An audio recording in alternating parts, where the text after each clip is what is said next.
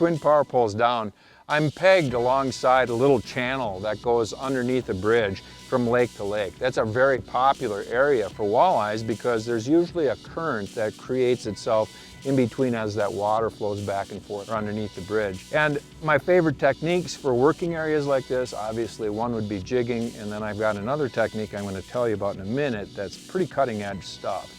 But let's start off with the jigging part. Essentially, I just work the area, the little deeper edges and basin of that channel. And I cast with the typical jigging stroke. And normally I'll be using 2.5 or 3-inch gulp minnows. But let me show you, this is a new tail, it just came out. It's become one of my favorite tails now, especially when the jig bite is real aggressive. When the fish are really on, I like to go to this tail. One of the reasons, it's more durable. I can get a lot more fish on it, work it through the snags, and it doesn't come off as easy. One of the really cool things is how flexible this tail is. I'm using a gold, it's called a clear golden shiner color because this lake system is tannic. It's kind of tea-colored water. But when I'm in a situation where I'm in a clear water area, I like to use the black shad. It looks like a normal minnow. And I think people who have followed me know that I like to use those natural colors in clear water.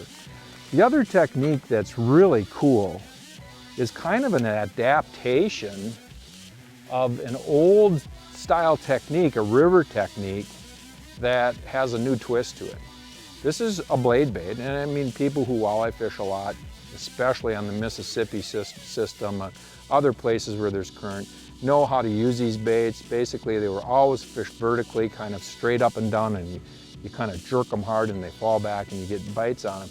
Well, the new adaptation is the fact that they end up being casted. I mean, that is the cutting edge technique right now. I learned it by fishing on the Mississippi this spring in a big tournament, and all the local guys were doing this. They were casting these little blake baits, so I started trying it, but it's real easy to work. You work it kind of like a fast jig, and you just cast it out.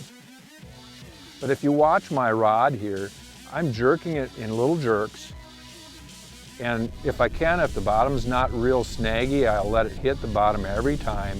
But every time I'm making a jerk like this, I can feel that blade bait vibrating. I can be fishing in an area with a jig and then take out this little fin fisher and cast it, and all of a sudden you get a lot bigger fish. I don't know why that is, but it's pretty common. So cutting edge tournament technique, brand new one, and then a brand new bait for the jigging. They work really good.